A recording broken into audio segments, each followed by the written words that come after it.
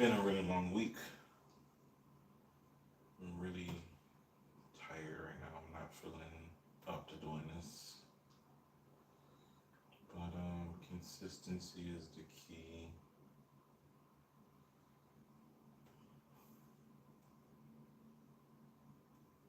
So I will push through.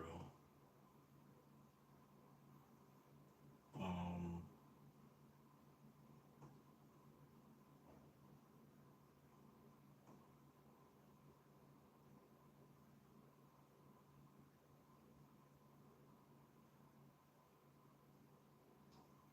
so I have, if you guys don't know, pretty sure most of you know,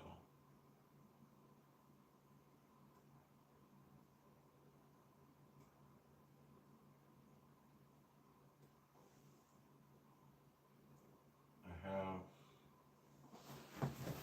an actual YouTube channel. I'm sure most of you already know. But yeah, I have an actual YouTube channel. When I go live on Facebook, I also go live at the same time on YouTube. Junkie apartment. It's not enough hours in a day. So I don't really know what I want to. Throughout the week, I think about what I want to discuss on my Rundays, but I've changed my schedule. I changed my sleeping schedule. I've been trying to get my homework done. Probably not gonna pass this course, but hey, welcome to the stream. I'm probably not gonna pass this course, but I have most of the assignments done. Um, Learning is more important to me than getting a good grade, so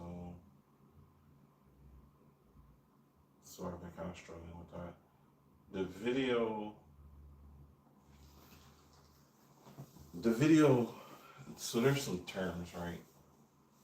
I'll let the computers read them since I'm probably gonna pronounce it poorly anyway. So we have ethnicity as Negroid, Mongoloid, Caucasoid, and I believe it's Acapulcoid.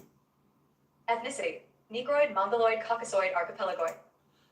And then we have nationality as African, Asian, Europe, and Acapulcoid.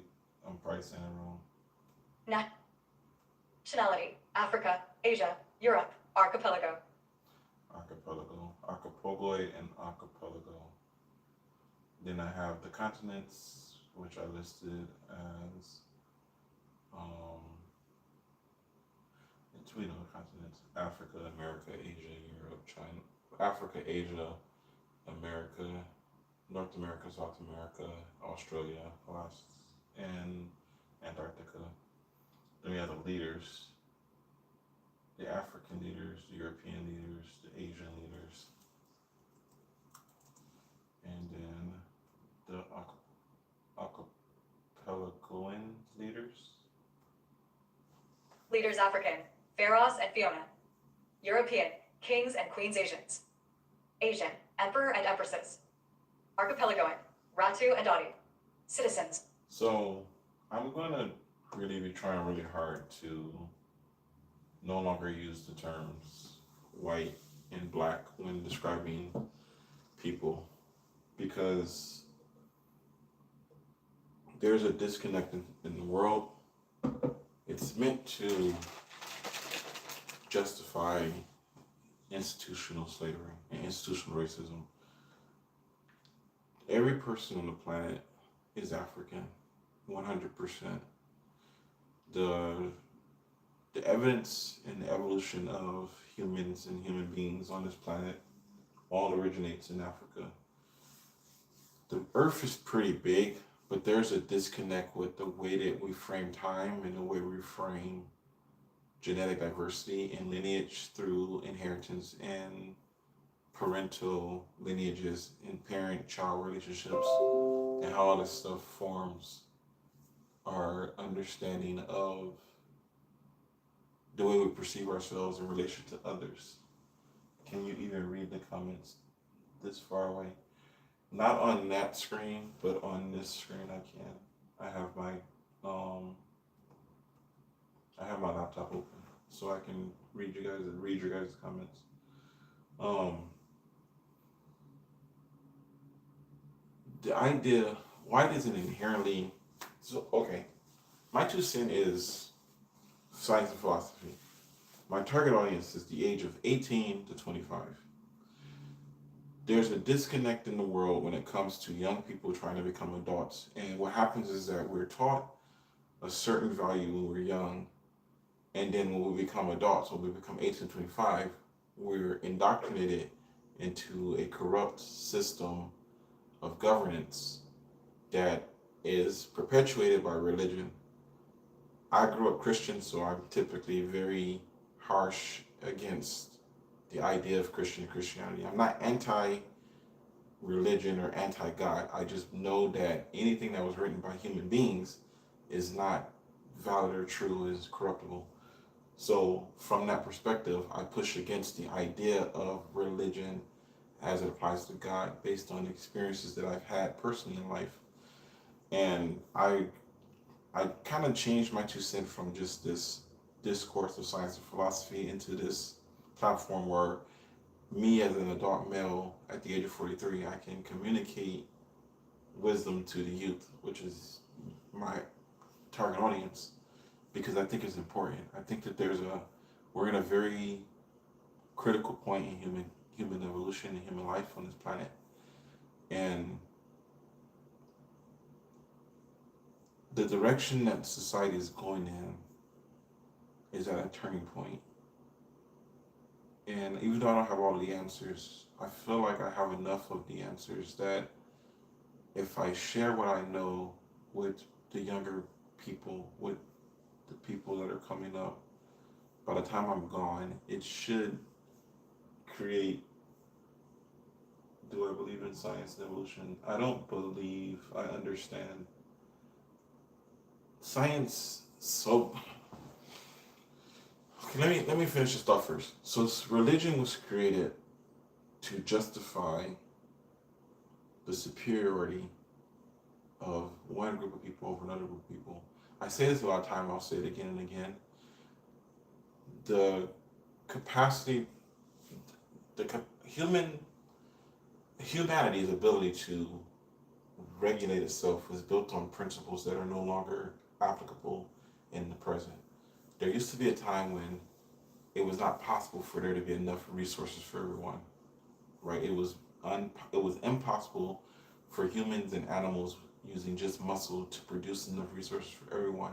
And no matter how many humans, no matter how many animals you threw at the problem, it was not actually possible, based on physical limitations of the world, to produce enough resources for everybody.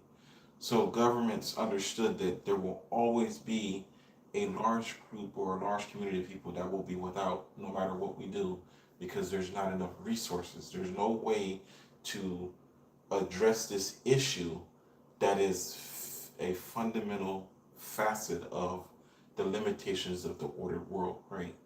So in that energy, society created upper class and lower class, right? I think that religion is from the illusion of power in a way for people to cope with the meaning of life. Well, religion is designed to address the individual perspective of the meaning of life and give meaning and value to our lives inside of society. And that's the point, right?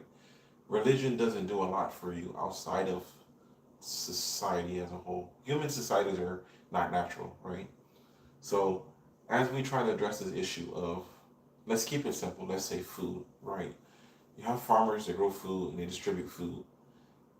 No matter how many farmers produce food, there wasn't enough farmers using just animals and human muscle to produce enough crops to overcome the limitations of nature and natural order, to where the carrying capacity of nature could sustain everybody, right? So the upper class said, well, we have to use our minds, we have to use our policies and laws and ordinances to govern ourselves and to create enough so that everybody can have at least the bare minimum, right? So in that, they created upper class and lower class, right? When you create upper class and lower class, it's like, cool, there's There's not enough resources. We're going to always have a lower class. There's always going to be poor people. There's going to always be an upper class of people that are going to have wealth and power and advantage and be superior. The more intelligent you are, and the more capable you are, and the more charisma you have, the more resources you should have. Like, it seems fairly logical. There's not a single person on the planet that would disagree that if you provide more, you should receive more. If you are contributing more, you should get more in return. I don't think anyone would argue about that as just being a fundamental principle of the way life should actually work. Within that was the idea that if we need people to govern resources so that we can maximize the most amount of people that can have resources and minimize the total number of people at the bottom that will be without. Within that, the people that are responsible for contributing, well, the people that are responsible for distribution should have more so that they can distribute, right? And then from that, we created government. But I feel that those who are used to taking others often know more than those who give. That's the next point I'm making. So it's like we need to distribute as much of the resources as we can to as many of the people as we can to reduce the total number of people that will be without, right? And if we think about the farmers, right, the people that are actually producing the goods and the services should be the ones that are responsible for distributing the resources evenly, correct?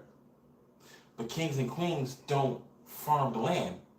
They're not the ones actually tilling the soil and working the land. They're just collecting the taxes and distributing the resources, right?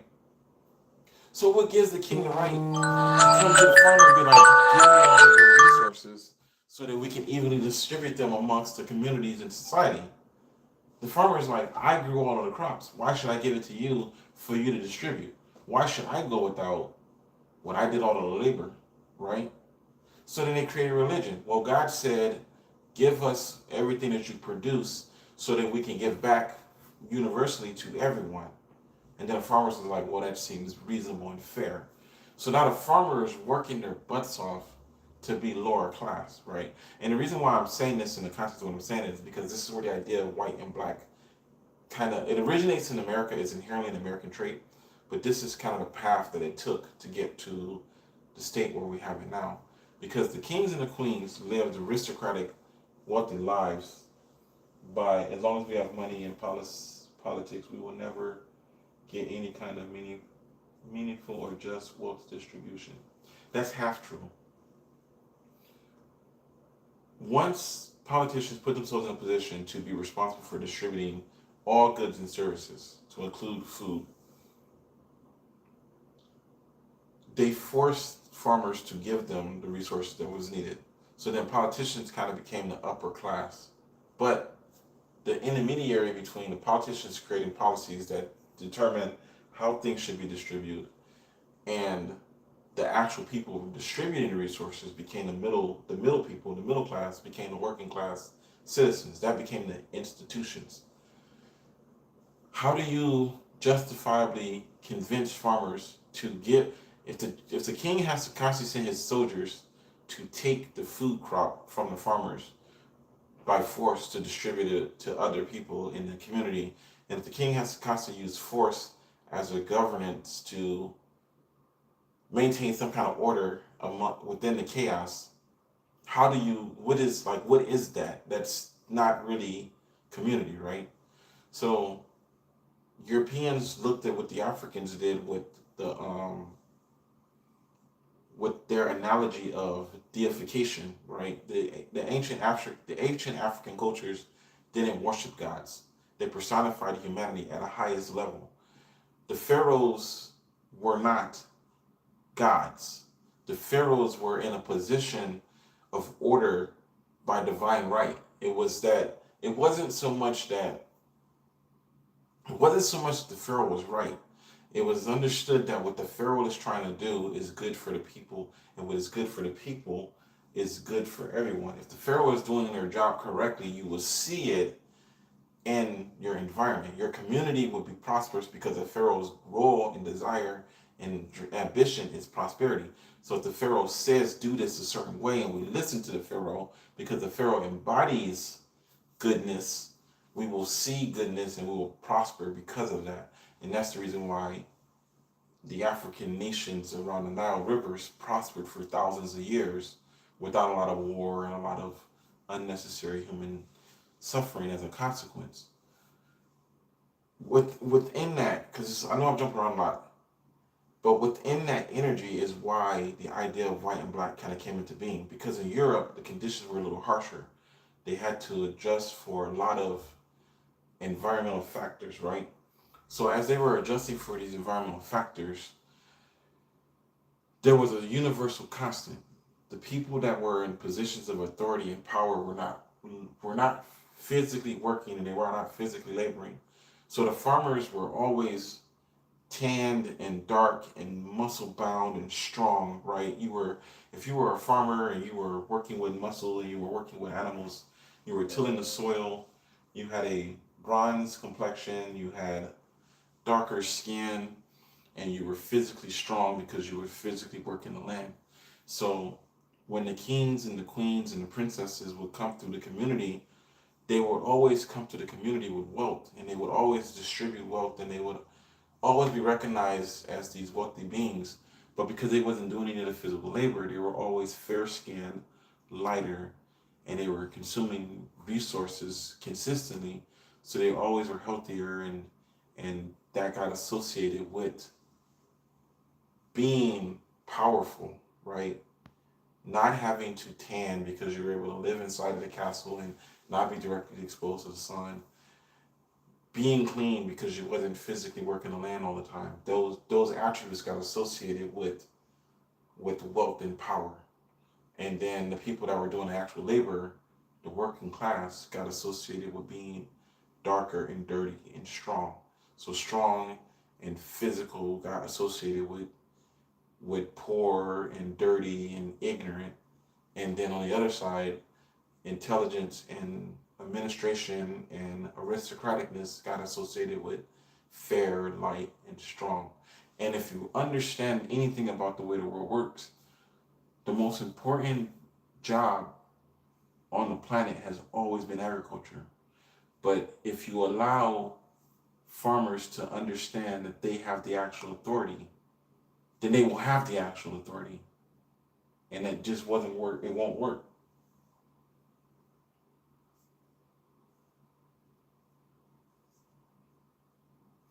No, what I'm establishing is the backwards. See, the problem with the world is we just say white and black, right? What I'm implying is the opposite. I'm implying that the values are hard to understand. Everybody eats food. Every human being eats food, right? So every culture has farmers, right? And every farmer has to pay a tax to a leader, right? But it's not inherent.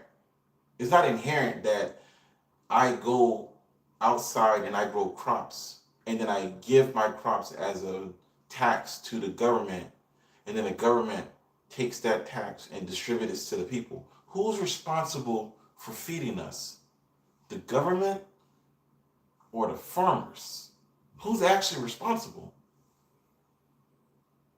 What do you think about socialism and communism, both as in the ideologies and how they're being attempted in the world? Well, let me continue my train of thought. The farmers are the ones doing the labor, but the politicians are the ones that distribute the wealth, and the institutions are the ones that take credit for the work of the farmers, right? And if you look at the way everything happens in the world, it's this circle. It's community, government, and religion. And the institutions and the religions work together to create the propaganda and then justify the rest. The idea of ethnicity as something that is bad or you shouldn't speak on it, or you can look at me and see that I have certain features that you can associate with a certain group of people, right? So why is it bad to recognize and identify that? Why is it wrong for me to see a woman with red hair and see a woman with blonde hair and acknowledge internally that the woman with the red hair is more attractive, or the woman with the dark skin is more attractive, or the blue eyes is more attractive than the brown eyes. Why is that actually an inherent problem? It's really not, right? So this is like the nuance between the conversation. Everyone wants to get on the internet and have these quick 5-second meme communications without forming stable axioms and postulates, right? The idea of like communism and socialism, these words are just principal values. What is the role of a government? The role of a government is supposed to govern. They're supposed to support and they're supposed to establish principles and laws and ordinances. Why do governments create laws that limit individuals and then allow corporations to engage in behavior that infringes on the limitations of the individual? Why is it necessary for the government to create laws and ordinances that restrict our ability at the individual level to function, and then give tax breaks and tax incentives and reduce the burden of corporations to give back to the infrastructure of society at the cost of us? And what I'm trying to say is why do I need 2 jobs to be able to provide for myself so that corporations can make more money? For what? What is the goal or the need of a billionaire to have billions of dollars in 2026? What does it functionally in society, what does it serve? It serves nothing. It doesn't, there's no need for a billionaire to have billions of dollars. There's no need for you to call yourself a billionaire when 90% of the population still doesn't have access to stable food and water. It doesn't benefit anything in any way, right? And these values of white and black is what allows for that to happen, right? Every person on the planet is an African. Every time somebody says, well, black people, they diminish an entire group of people that have a divine right to actually exist on this planet. And they automatically put a person of European descent into a position of authority over them, right? Europeans have the right to govern themselves in Europe. No nation, no group of people. I don't have the right to walk out of my house and come over to your house and tell you how you're going to live in your house, right? No, there's no inherent right that I have to do that. I don't get to come over to your house and tell your parents what they're going to do and not do, and then have a pistol in my hand while I'm telling them what they're going to do and what they're not going to do, and then say that it is of divine right, that is of divine order. So the more we allow propaganda to convince us that the idea of black people, which is the working class, underprivileged members of society, will always exist because of some association with religion, and the idea of white people, which we automatically associate with Europeans, are some divine class of people that will always be associated with authority.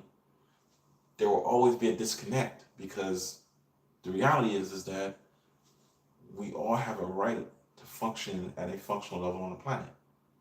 But we've been given this mentality of the rules don't apply to me. The rules apply to you, but they don't apply to me because God loves me more than he loves you. And I will be able to achieve the goals and the ambitions that you can achieve because I'm different enough that what's holding you back and what's causing you to fail won't apply to me. Because God favors me over you. And my ability to be able to become a billionaire is superior to your ability to become a billionaire because I'm better than you. And the fact that all humans universally have this ego is the reason why there's a disconnect. Because the game is not how can I navigate a corrupt system and gain advantage. It's I identify the corruption in this system and I want to acknowledge that these things should be illegal and they should be wrong, and I should be able to stand on ethics, morality, and legality and say bullshit, right? But when we do that, they say, but Jesus. But Jesus. And then as soon as they say, but Jesus, you're like, okay, let me step back because I don't want to challenge or question Jesus. But why does it have to even be a thing to begin with, right? It's really hard to formulate any kind of real practical structure in the world. There is an answer to these questions and points, and that is the illusion of power. I think both. Why did the blind man fall into the well? Because he couldn't see the well. That's a good analogy for why I'm doing my 2 cent. Because when the young person is blind, moving toward the well, and the older person says, "Hey, you should stop moving in that direction because there's a well there," the young person has the arrogance and the ego to be like, "I don't believe that," and then they fall in the well. But how did the older person know the well was there? Because the older person fell in the well already. The older person already did the things the young person is going to do. But the young person doesn't want to listen because, not because the older person is wrong or doesn't know what he's talking about, because the young person has wisdom enough to know that they can't trust all of the old people. All the old people are not valid enough to trust. You can't trust everything that somebody says because they're older than you. And so the young person would rather learn things the hard way than to trust the wisdom of someone older than them and wind up being tricked into doing something that they otherwise would not have done if they would have just moved under their own energy. But here's the conflict. The conflict is, whether you listen to an older person or not, the inevitability of making a mistake will always be the same. What's important is having a well-formed, formal reasoning system that will allow you to make good, solid decisions, right? It's just like what I was saying about the idea of, if you listen to people on the internet talk about white and black, they will always pivot from saying African to black. And they will always pivot from saying European to white.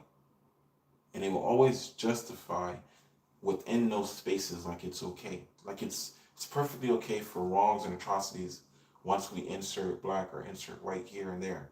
And it doesn't make any sense like here in America, everybody knows that the indigenous Americans were what we would define as African. And it's hard to say the indigenous Americans were African because the Africans are African, right? So then we just default to black. 100% of all the people on the planet are the descendants of people that look like the present day people in Africa, right? So we default to those are black people. But why is it necessary? Why is it necessary to default to that? And that's the part of the critical thinking component that we should be able to move into. But we never do because it takes too much extra work. There's too much extra energy. There's extra calories required to burn, right? We know that the United States and ICE has this policy against foreign invasion. But the United States government is an illegal political structure by its conception. So what gives them the right to sit here and pass judgment on the indigenous people that are already here and the native people that are already here that just want to be able to freely navigate the land that was here? That's the reason why they created immigration laws. That's the reason why they created visas. So that they could force people to stay in their own little corners of the community of the world so that they could justify the mistreatment of people, to create famines and to create chaos and disorder and to justify your adversities and your strife and tell you that the reason why you're doing bad is because of divine rights and like in this unnecessary layer. That is the reason why I created my 2 cent. That's why I'm going to start moving away from using the terms of white and black when communicating. And it's going to be cumbersome, but it's going to be necessary when it comes to understanding global society. The most important thing that young people don't understand, and the reason why you don't understand it is because older people don't understand it, is the level of global connectivity that exists right now. The fact that you can talk to somebody on the other side of the planet and you can even translate a language to some universal standard way methodology to really be able to talk to each other is a power that you don't really appreciate because you get on the internet and you want to argue all the time.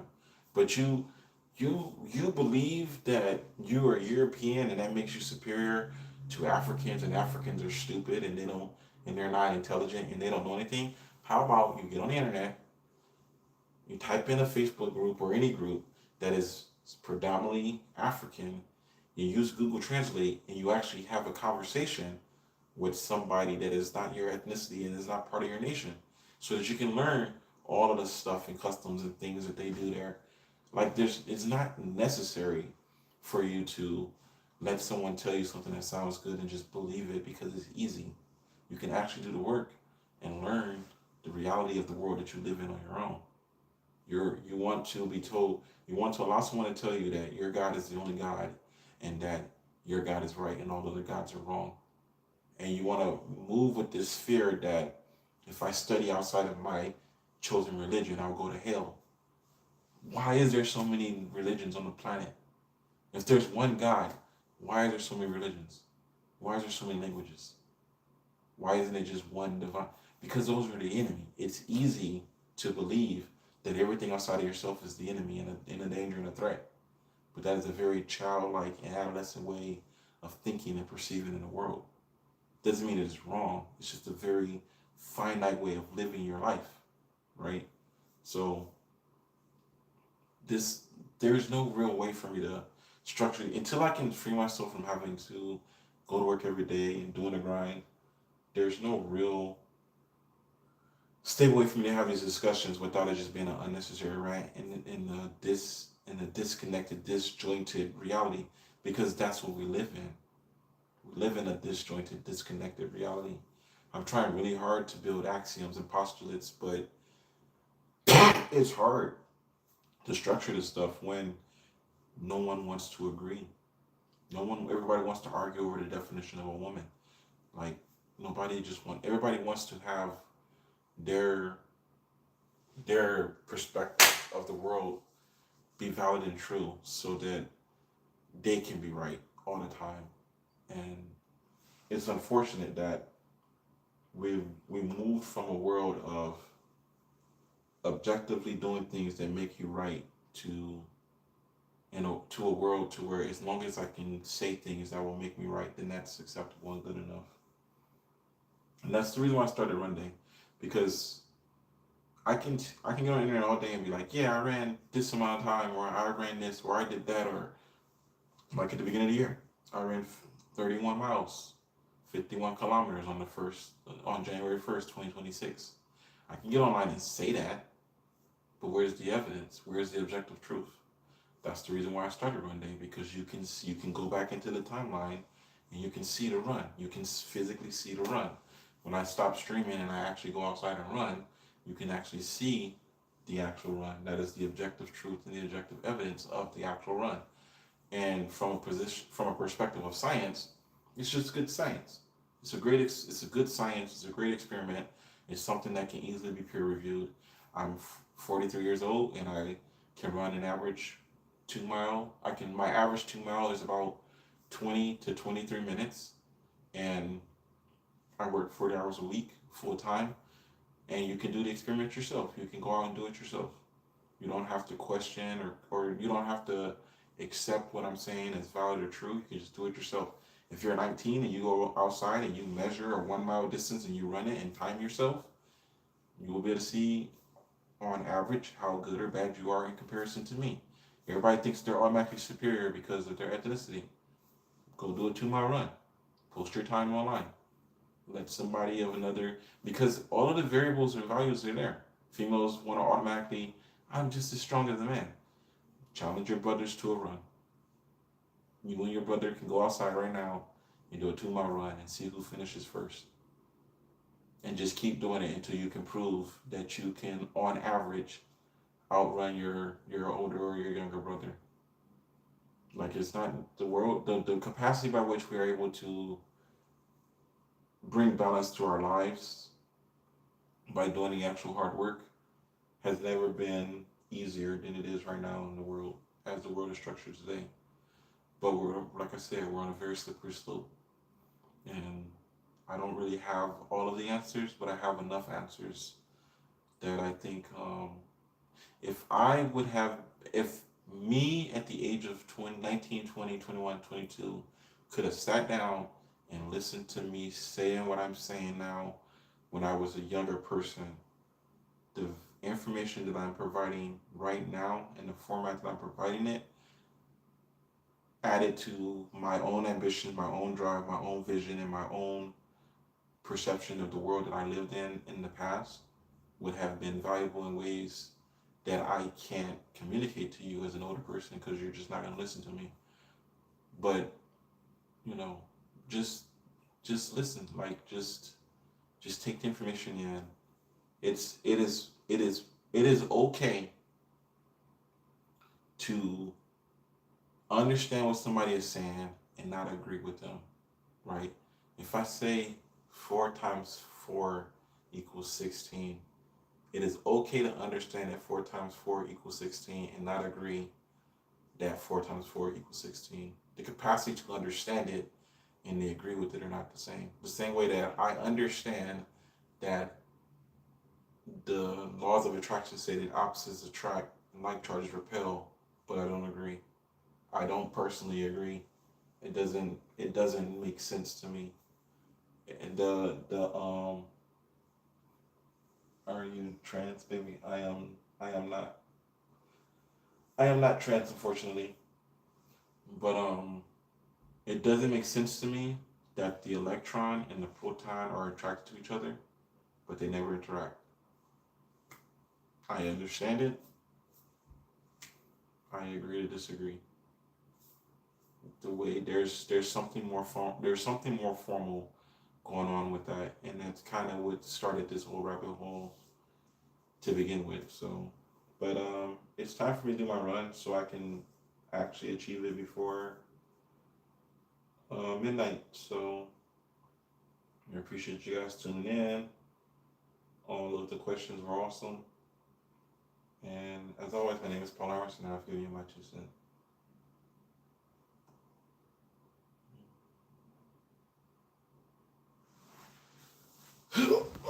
I didn't even drink my protein shake. My run's gonna be sad.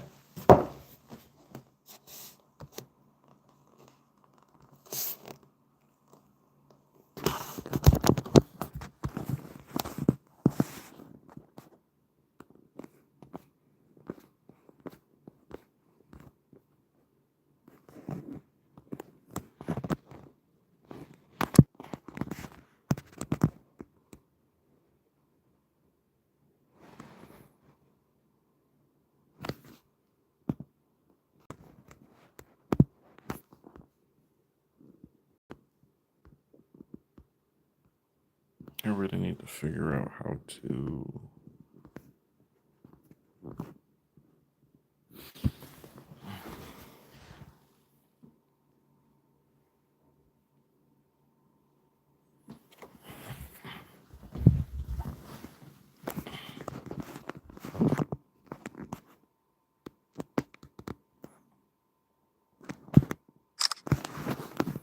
make this harder than it needs to be.